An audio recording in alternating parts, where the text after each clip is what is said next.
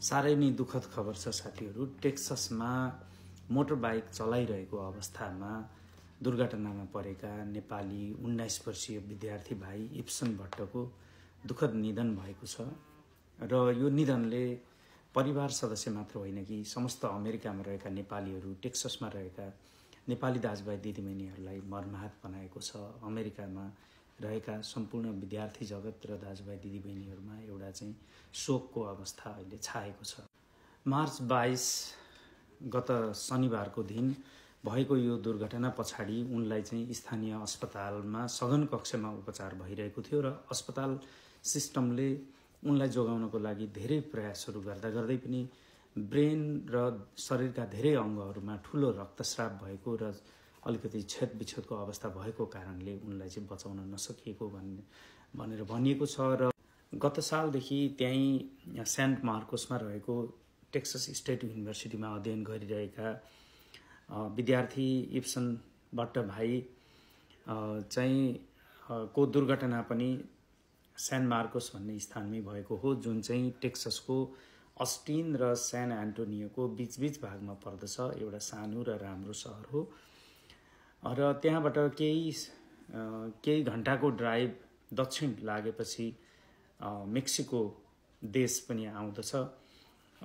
अलिकति अब काम अवसरहरूको हिसाबले, व्यवसायको हिसाबले धेरै राम्रो ठाउँ भनिएको भए तापनि अब कसरी यो दुर्घटना हुन पुग्यो, दुर्घटनाको भिजुअल पनि अहिले कतिपय सामाजिक सञ्जालहरूमा त्यो भिडियो पनि कसरी ड्यास क्यामबाट खिचेको भिडियो पनि बाहिर आइरहेको पनि छ। जसरी जे भएको भए पनि यो दुर्घटना भइसकेको अवस्था छ र हामीले चाहिँ भाइलाई गुमाइसकेको अवस्था छ अहिले। उनको अब दाह संस्कार लगायत उनको पार्थिव शरीरलाई नेपाल पठाउने सम्बन्धमा नेपालमा गोर्खामा परिवार सदस्यहरूसँग कुरा भइरहेको अनुसारबाट चाहिँ टेक्ससको एनआरएनए च्याप्टरले अहिले वर्कआउट गरिरहेको छ र उनको सहयोगको लागि एउटा गोफन्डमीको अपिल पनि गरिएको छ र गोफन्डमीमा अहिलेसम्म लगभग 40-41 हजारको डोनेसन उठेको छ डलरको।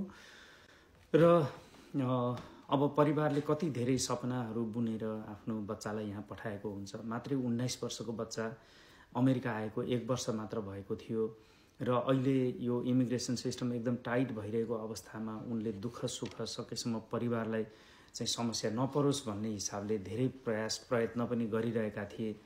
तर बिचरा अन्ततः यसरी चाहिँ उनको जीवन अन्त्य हुन पुगेको छ र यस अवस्थामा उनलाई सकेको सहयोग, उनको परिवार सदस्यलाई सकेको सहयोग गर्नको लागि एनआरएनए टेक्सस च्याप्टरले ओपन गरेको यो गोफन्डमीको लिङ्कमा यहाँहरू पनि गएर अमेरिकावासी दाजुभाइ दिदीबहिनीहरूले सकेको सहयोग गरिदिनु हुनलाई हामी पनि हार्दिक अनुरोध गर्दछौँ। मसँग भएको टेलिफोन कुराकानीको दौरानमा एनआरएनए टेक्सस च्याप्टरका अध्यक्ष दिपेन्द्र गुरागाईले सम्पूर्ण दाजुभाइ दिदीबहिनीहरूलाई इप्सन भाइको सहयोगको लागि, उहाँको परिवारको सहयोगको लागि चाहिँ आफूले सकेको दान गरिदिनु हुन पनि हार्दिक अनुरोध गर्नुभएको छ। भाइ इप्सनको स्वर्गमा बास रहोस् र उनको आत्माले शान्ति पाओस्। परिवारजनहरूप्रति हामी एकदमै सहानुभूति र समवेदना व्यक्त गर्दछौँ।